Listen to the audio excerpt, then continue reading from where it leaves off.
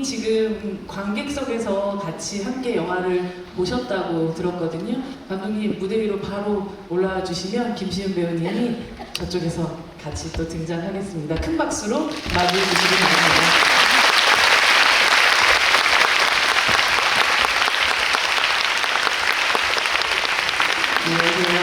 네, 저희 인사하고 자리에 앉아서 이야기 이어가도록 하겠습니다. 차렷, 인사 부탁드립니다. 네, 감독님 다시 또 극장에서 관객분들과 함께, 특히나 부산국제영화를 찾은 관객분들과 함께 다음 소위를 또 보신 또 소감이 어떠신지, 그리고 관객분들에게 인사 말씀 부탁드립니다. 저희 여기 방역 자문단의 또 이야기를 듣고 저희 마스크 벗고 이제 진행을 하도록 하겠습니다. 네.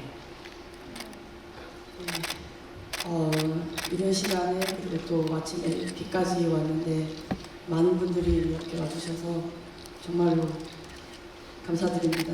고맙습니다. 네. 안녕하세요. 저는 다음 소위에서 소위 역할을 맡은 김시은입니다. 오늘 날씨가 막 엄청나게 좋지는 않은데 이렇게 많은 분들이 와주셔서 너무 감사하고요. 저희 영화 많은 관심 부탁드립니다. 감사합니다. 날씨까지 굉장히 다음 소위를 보기에 너무 적절하다는 표현을 해도 될지 모르겠지만 좀 어울리는 날씨여서 너무 밖에 나가는데 쨍하면 좀 상반된 느낌이 들 것 같아서 오히려 좋은 그런 날씨가 아닐까 싶기도 합니다. 물론 소희라는 친구가 겪게 되는 일들이라는 것은 굉장히 참담하지만 오히려 이 역할을 연기하는 김신 배우를 캐스팅할 때는 그냥 다른 방식의 이미지들을 오히려 고려한 게 아닐까라는 생각이 들었어요. 이 많은 아마도 이미 또 타이틀롤에 올라가는 그 이름의 주인공이다 보니까 아주 이 배우를 선택하고 캐스팅하는 데 있어서 너무나도 큰 고민을 하셨을 것 같은데 김신 배우님과 함께 하시게 됐었던 가장 결정적인 이유는 무엇이었는지가 궁금합니다. 아마 못 물어보셨을 것 같아요. 저도 너무 궁금한데요. 일단은 이 역할을 그 나이에 맞는 배우가 있으면 좋겠다고 가장 먼저 생각했고요. 그리고 이제까지는 잘 알려지지 않은 저에게도 새로운 얼굴이고 또 관객분들에게도 새로운 얼굴로 소희를 찾고 싶다는 마음이 또 가장 컸습니다. 그러던 와중에 이제 엄청난 오디션들을 보게 될 거라고 각오를 단단히 하고 있었는데 그러다가 저희 조 감독님이 함께 작업하신 적이 있다는 이 친구를 한번 만나보면 어떻겠냐 하고 말씀해 주시고 저도 그냥 한번 만나볼까요? 하고 만나봤는데 대화를 나눠가던 와중에 저도 모르겠어요. 저 정확하게 어떤 순간인지는 잘 모르겠는데 그냥 이 친구가 소희 같다. 소희가 와서 앉아있다 이런 생각이 들었습니다. 그리고 그냥 그 자리에서 다음에 또 만나면 어떻게 하자 이러고 있더라고요. 저는 굉장히 자연스럽게 네. 막 5만 명 오디션 중에 한 명 발탁 이런 게 아니었군요. 네. 그냥 아주 운명적인 50분 만에 네, 진짜 깜짝 놀랐어요. 진짜 제가 하는 게 맞다고요? 이렇게 대짝에서 물어봤었던 것 같아요. 배우님은 어느 순간 감독님과 무언가 통했고 내가 어쩌면 함께 할 수도 있겠구나라는 걸 느끼게 됐던. 저는 사실 감독님이랑 이렇게 대화를 할 때 내가 소유를 할 수 있겠다 라고 생각이 바로 들지는 않았어요. 왜냐면 그때 당시에 정말 저희는 대화만 나눴고 뭔가 제가 특별하게 대본 리딩을 따로 하거나 뭐 춤을 뽐낸 거나 이러지 않았기 때문에 상당히 놀랐었습니다. 너무 좋았죠, 저는. 근데 사실 여기 그 신인 배우가 선뜻 내가 이 역할을 과연 할 수 있을까, 해낼 수 있을까에 대해서 막 자신감이 뿜뿜 할 수 있을 만한 대본은 아니었을 거라고 생각이 들거든요. 맞아요. 네.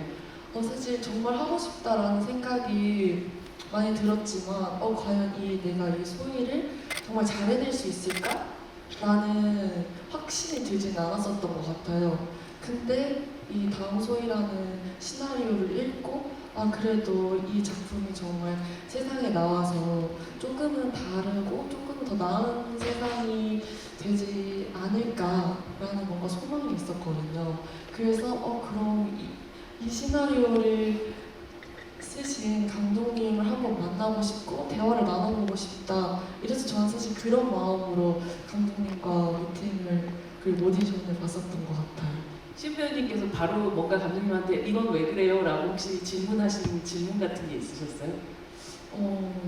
그런 건 없었고요. 그냥 정말 평범하게 이런저런 얘기를 나눴었던 것 같아요. 그래서 더 깜짝 놀랐죠. 아 이것이 제가 오디션이라는. 진짜 다음에 하게 된다고요?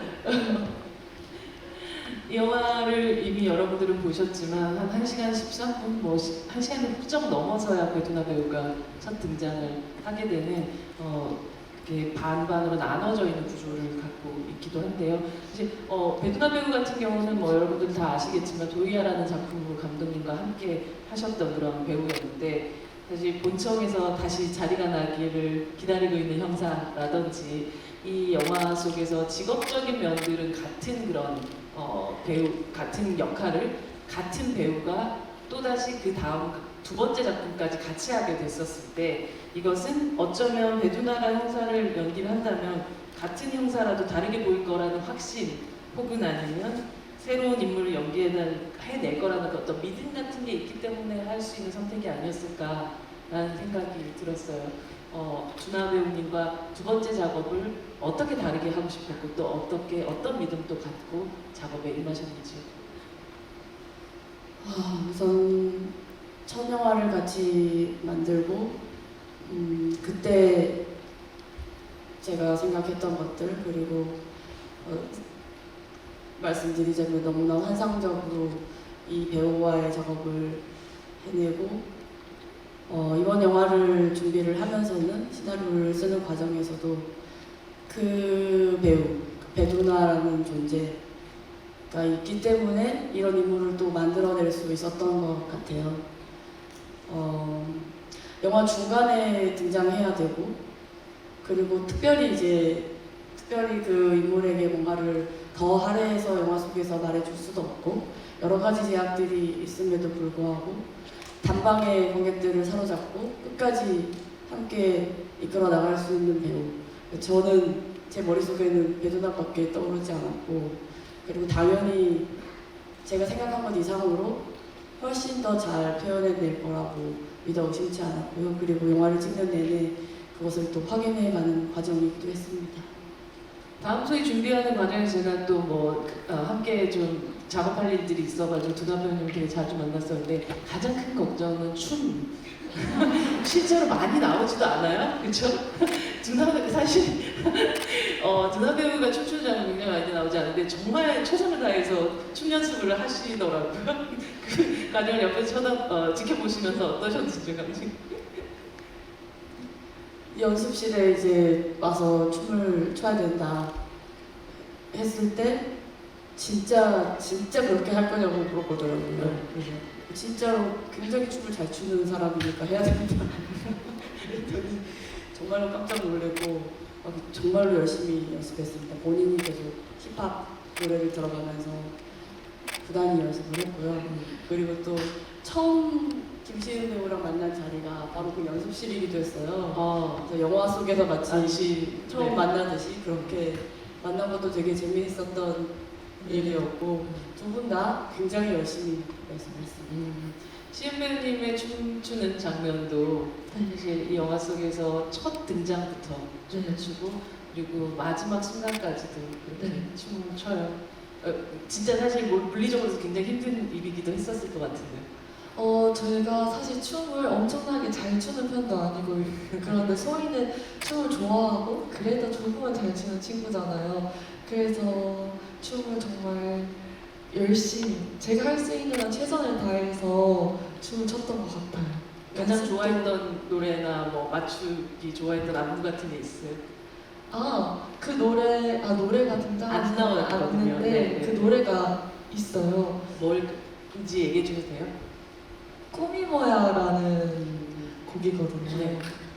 노래가 좋으니까 한번 들어보세요. 박자가 잘 맞을 거예요. 영화 속에서도 되묻는 사람들이 되묻는 그런 물음이기도 하지만 왜 소희는 그렇게 춤을 췄을까요? 그 배우님이 해석했던 소희의 춤췄던 이유. 저도 처음에는 춤이 뭘까라고 많이 생각을 해봤었던 것 같아요. 근데 그냥 결론적으로는 내가 무언가를 좋아하는데 꼭 이유가 필요한 거는 아니라고 생각이 들더라고요. 제가 해석을 했을 때에는.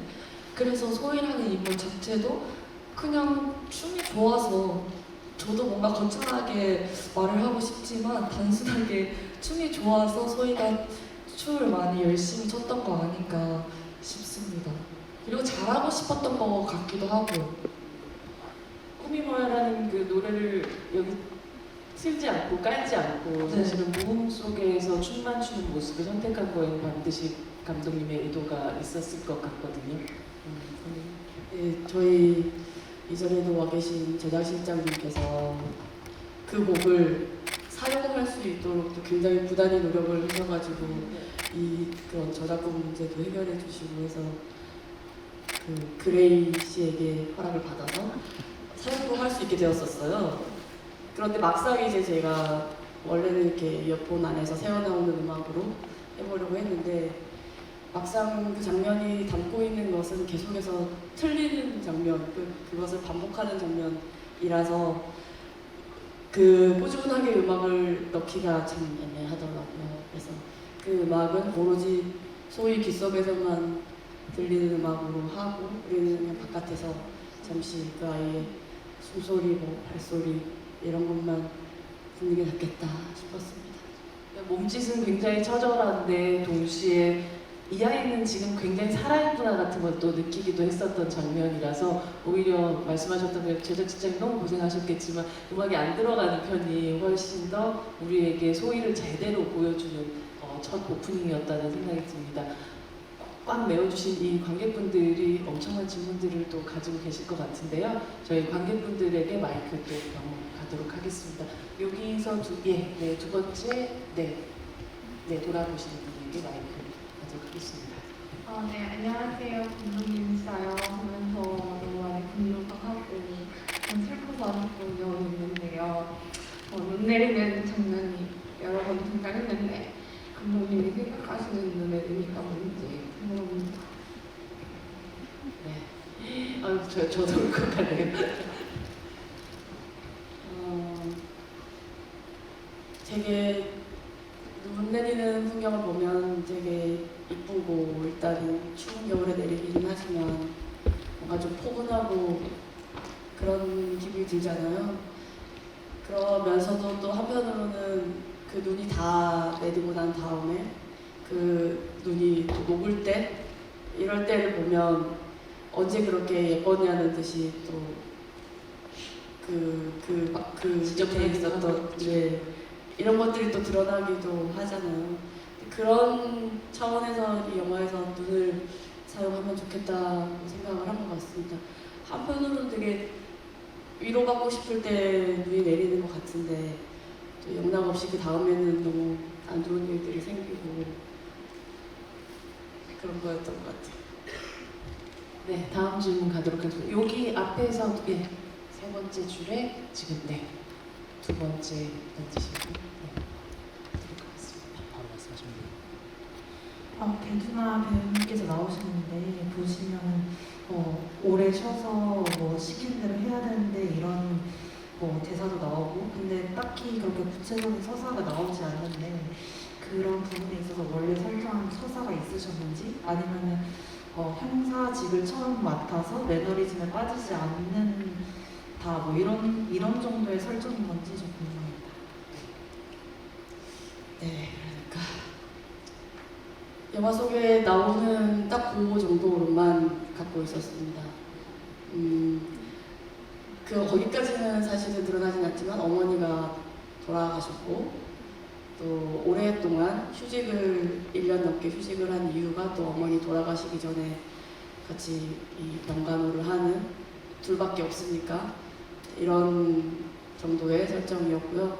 대개는 이제 이렇게 신고를 하지 않고 여기서 나오는 본청이라고 막 불리우는 그곳에서 사무직으로 일했던 그런 경찰로 설정을 했습니다.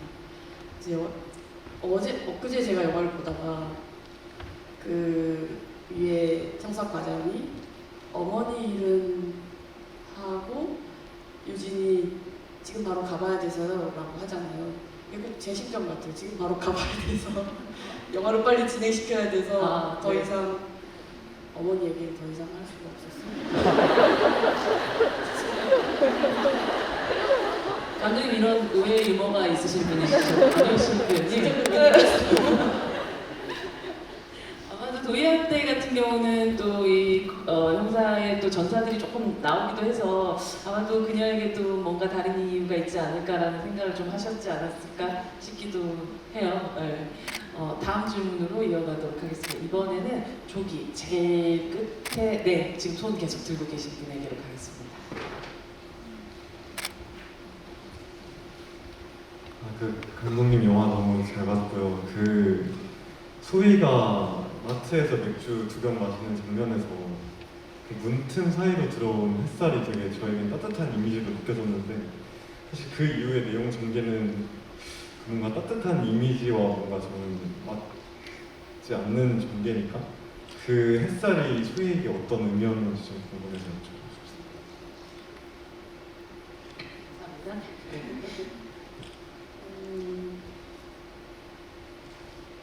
모르겠어요. 제가 딱 이런 희한하게 이번 영화를 쓰고 또 만들고 마지막까지 완성을 하면서도 딱 이거는 이런 의미야라고 해지지가 않더라고요.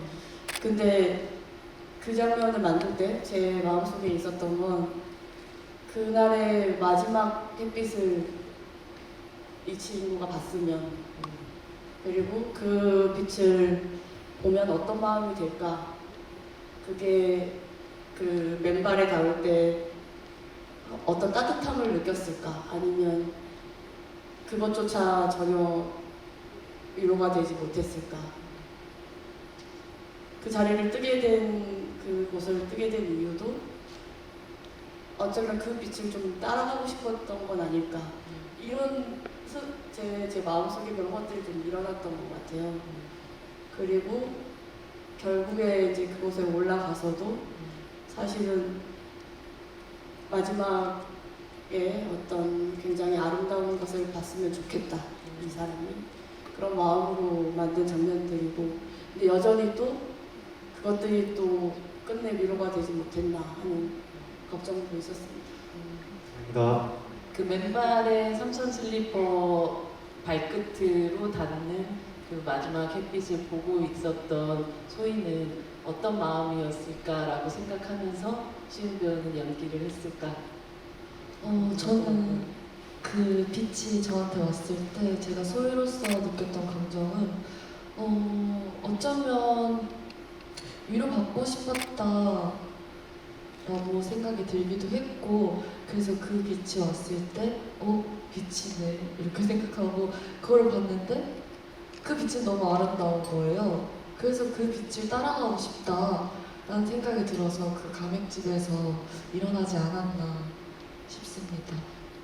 원래부터 이 빛을 또다시 유진도 똑같이 보게 될 거다라고 세팅을 하셨던 건가요? 아니면 소희의 마지막 순간을 먼저 떠올린 다음에 어떻게 될지 모르겠다 남겨두고 있다가 나중에 혹시 또 현장에서 좀 더 만들어지신 부분이 있으셨는지가 궁금하더라고요. 짐작하셨겠지만 네. 명확하게 같은 것을 보게 될 거라고 생각했고요. 그리고 유진은 그곳에 두 번째 들르게 되는 건데 두 번째 들렀을 때 또 같은 빛을 느끼게 되는 거니까 그때 처음에 왔을 때랑은 또 완전히 달라진 굉장히 다르더라고요. 네, 상태로 그곳에 같은 자리에 앉아있게 하고 싶었습니다. 근데 소희가 벗은 발로 왔었다면 준하 배우는 굉장히 단단한 군화 같은 느낌의 워커를 신고 있는 그 발이 어떤 결심 혹은 그녀가 앞으로 해나갈 일들이 결국 저 호수로 빠져드는 일은 아니겠구나라는 생각을 좀 하게 됐었던 것 같은데요. 네. 그 장면 뭐 여러분들도 다 너무 이게 정확하게 어떤 의미다라고 워딩으로 말하지 않더라도 정말 다 같이 느끼시지 않았을까 싶은 장면입니다. 맥주를 2병을 한 번에 네, 한 번에 2병 시키는 건 소희의 항상 그 배포인가요? 술을 먹을까요? 소희는 소주도 마시는 거예요. 먼저. 맥주 일단 2병 시켜야죠. 그렇죠. 맥주는 2병이 기본이군요. 맥주는 2병. 맥주는 2병이 기본이군요. 오늘 큰 깨달음을 얻고 갑니다. 네, 다음 질문으로 가겠습니다. 조기로 갈게요. 네, 맞습니다. 네, 이렇게 하시고.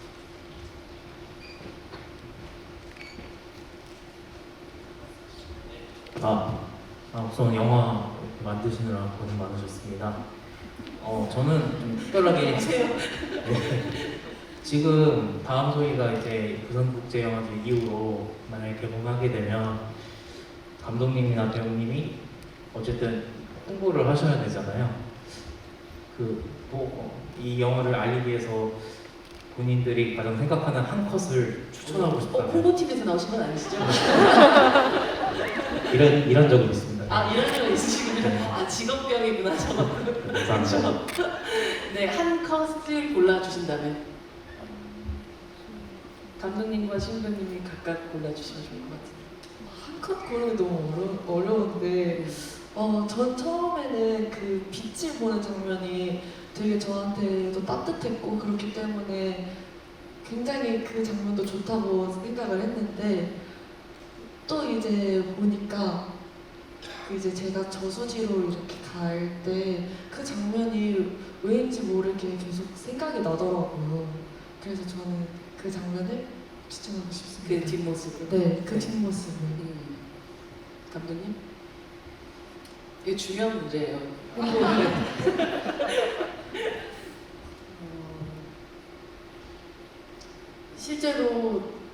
실제로 영화에는 사용하지 못했는데 어떤 포스터가 하나 있어요. 우리가 만들어 놓은 가안 포스터 중에 하나가 그 저수지가 있고 그 물을 내려다보는 유진이 혼자 서 있는 장면이 있습니다. 근데 그 서 있는 모습이 있고 그 옆으로 그림자가 하나 이렇게 와 있어요. 그게 이제 소희가 화면 바깥에 서 있다가 생긴 그림자가 우연하게 이렇게 찍힌 진짜 네, 저도 봤는데 장면이 있습니다. 우리 스테이 기자님이 그래서 그 장면을 좀 어떻게 해보고 싶네요. 공개해 주실 건가요?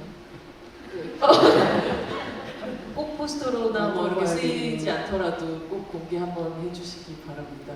뭐 공약 같은 거가요? 100만 넘으면 홍보팀도 있을 텐데. 사실 이게 백은하 배우의 그 연기라는 게 아까 말씀하셨던 같은 그 가맥집을 처음 방문했을 때와 그 이후에 방문했을 때의 감정 상태가 완전히 달라 있고 지금 소희의 그 사건에 대해서 느끼고 있는 분노의 상태도 완전히 달라져 있는데 이 감정의 상태를 어떤 방식으로 그라데이션해서 올라가야 하는가에 대해서 굉장한 고민들이 많았을 것 같아요. 누군가가 봤을 때 갑자기 왜 급발진할 수 있다라고 느껴질 수도 있거든요. 그래서 그런 부분에 대해서 배우님하고 어떤 방식의 또 이야기를 나누셨는지가 좀 궁금하더라고요. 우선은 그런 부분이 많이 염려가 되는 것도 있어서 시나리오 단계에서 굉장히 고민을 많이 했습니다. 그래도 반드시 또 거쳐 나가야 되는 단계들이 있고 또 들어야 되는 말들도 있고 영화 속에서 최대한 등장해서 앞부분에 그래도 좀 더 건조하고 좀 더 지치고 이런 상태로 우리가 오유진이라는 인물도 충분히 받아들일 수 있어야 하니까요, 관객분들이. 그런 점에서 시작해서 또 하나하나 이 죽음에 대해서 알아가다 보면 당연하게 일어날 수밖에 없는 감정들, 실제로는 제가 또 이 사건에 대해서 알아가고 또 이야기를 만들어가면서 느꼈던 것들, 그와 동시에 또 시나리오를 보고 배우 본인이 또 느꼈던 것들, 그런 것들이 충분하게 저희끼리는 다가와서 실제로는 굉장히 계산을 해가지고 이 장면에 뭔가를 컨트롤한다거나 하는 것 없이 어떻게 보면 마치 제 마음속에 왔다 간 것처럼 그렇게 시나리오 자체를 이해하고 있었고 그걸 그대로 표현해낸 게 주가 됐던 것 같습니다. 주먹을 날릴 때 아주 속이 시원한. 하지만 또 그러고서도 속이 시원하지 않은 그런 마음을 가지게 됐던 것 같아요. 네, 질문 또 이어서 받겠습니다. 네, 저기 제 끝에 네 돌아보시는 분.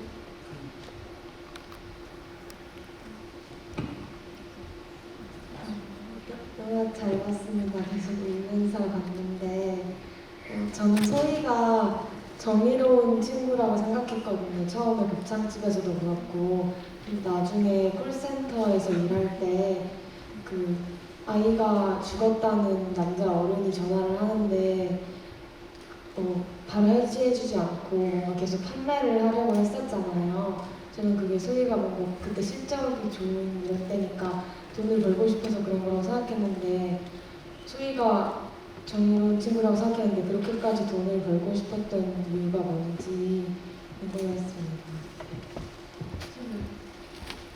그때 소희는 왜 그랬을까요? 저도 그 장면에 대해서 많이 생각을 해봤었는데요. 소희가 소희도 처음에 그 얘기를 듣고 굉장히 놀랬을 거예요. 놀랬고 근데 그 상황에 이제 너무 익숙해져 버린 거죠. 나는 이 일을 어쨌든 계속해서 로봇처럼 말을 하고 있고 그리고 그때 친구들한테도 카톡이 왔잖아요. 그래서 또 정신도 없었을 거고 그래서 그 상대방의 그 마음까지 소희가 그때 당시에는 헤아리지 못했었던 것 같아요. 근데 이제 그 콜을 끊고 나서 드는 소희가 원래 그런 친구가 아니었잖아요. 근데 그렇게 점점 변해버린 자신에 대해서도 되게 많이 질책하고 자책하고 그러면서 점점 소희가 콜센터 하는 그 일에 대해서도 되게 많은 고민이 들었을 거고 그래서 더욱더 힘들고 마음이 아팠었어요.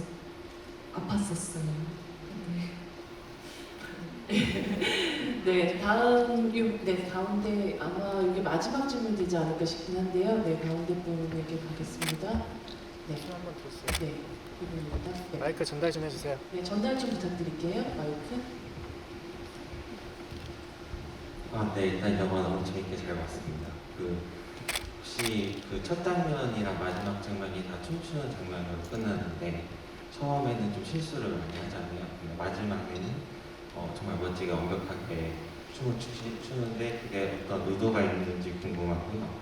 그리고 시은 배우님이 그 노래방에서 친구랑 노래 부를 때 그 노래가 이승환님 노래로 알고 있는데 특별히 그 노래를 부르신 사유가 있는지가 궁금합니다.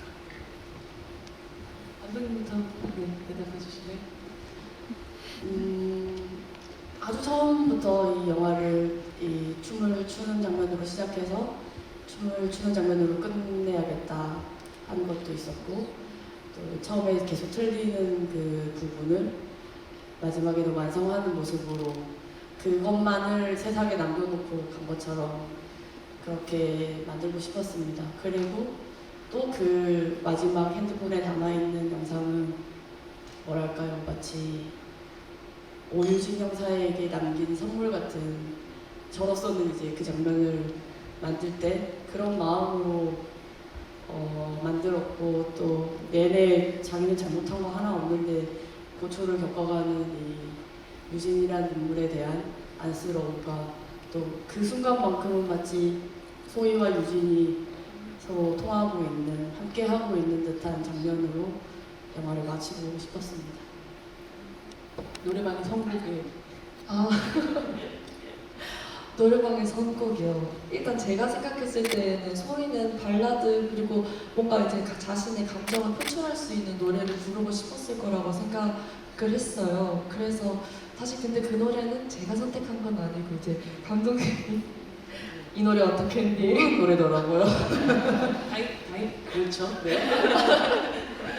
그래서 감독님이 이 노래로 했으면 좋겠다라고 해서 그 노래를 하게 되었는데 왜 그 노래로 하게 된 건가요? 이 여자아이 둘이 그 목이 찢어져라 뭔가 이 애절한 노래를 불렀으면 좋겠다 하는 것도 있고 제가 또 이승환 가수를 팬이기도 하고 너무 좋아하는 노래기도 하고 그래서 그렇게 되었습니다. 저도 그 노래 또 완전 좋아해요. 감독님의 마음 반영된 선곡이었었고 춤은 힙합, 노래는 발라드. 네. 저희 한 40분 정도의 시간이 이렇게 훌쩍 지나갔는데요. 저희 또 이어져서 오픈토크 바깥에서 오픈토크는 아니고 무대 인사를 한 20분 정도 하는 시간들이 있으니까 혹시 같이 가실 수 있는 분들은 또 이어주시면 좋을 것 같고 오늘 함께 영화를 보고 또 이야기를 함께 나눴었던 소감과 마지막 인사 감독님부터 들어볼 수 있을까요? 네, 8년 만에 영화를 만들어서 여러분을 다시 만나게 되어서 정말로 기쁘고 또 고맙습니다. 그리고 저희 이 자리는 이렇게 완성된 영화를 저희 현장 스태프들 또 배우들도 못 봤어요. 그리고 지금 여기에 와서 같이 영화를 본 친구들이 있습니다. 스태프분들은 제가 나중에 따로 인사드리고 특별히 여기 우리 새 팀장님 역으로 최희진 배우분이 같이 와서 영화를 봤고요. 이보람 팀장님? 네. 팀장님 나중에 함께 하신 앞에서 무대 인사 같이 하실 거잖아요. 네, 그때 또 함께 이야기 나눠보도록 하겠습니다. 나쁜 사람. 하지만 사실은 또 그녀 역시도 그럼요. 그 시스템 안에서 굉장히 힘든 사람이기도 했죠. 네. 그 소희의 사수 우리 지원 역을 했던 윤가희 양이 또 함께 영화를 봐줬고요. 네. 잠깐 일어나 주실 수 있어요? 어디 갔나요? 가셨나요? 부끄러워하시고 계시다면 어쨌든 박수 한번 부탁드립니다. 너무나 고맙게도 그 상담사 역으로 같이 내내 일주일 내내 함께 그 콜센터 세트 안에서 고생했던 우리 친구들도 함께 여기 지금 영화를 보고 있었어요. 너무나 감사합니다. 그리고 마지막으로 너무나 함께 하고 싶었지만 이 자리에 같이 와서 영화를 볼 수 없는 지금 미국에서 영화를 찍어야만 해서 함께 할 수 없었던 리벨군이라는 영화를 정말 네. 격렬하게 찍고 계신 LA에서 찍고 계십니다. 네. 저희 배두나 배우님, 배두나 배우에게 또 격려해 주시고 저로서는 마치 두나 씨 대신 온 것처럼 느껴지는 두나 씨 우리 팬클럽 글로리아 분들이 여기 함께 있어서 저는 든든합니다. 고맙습니다.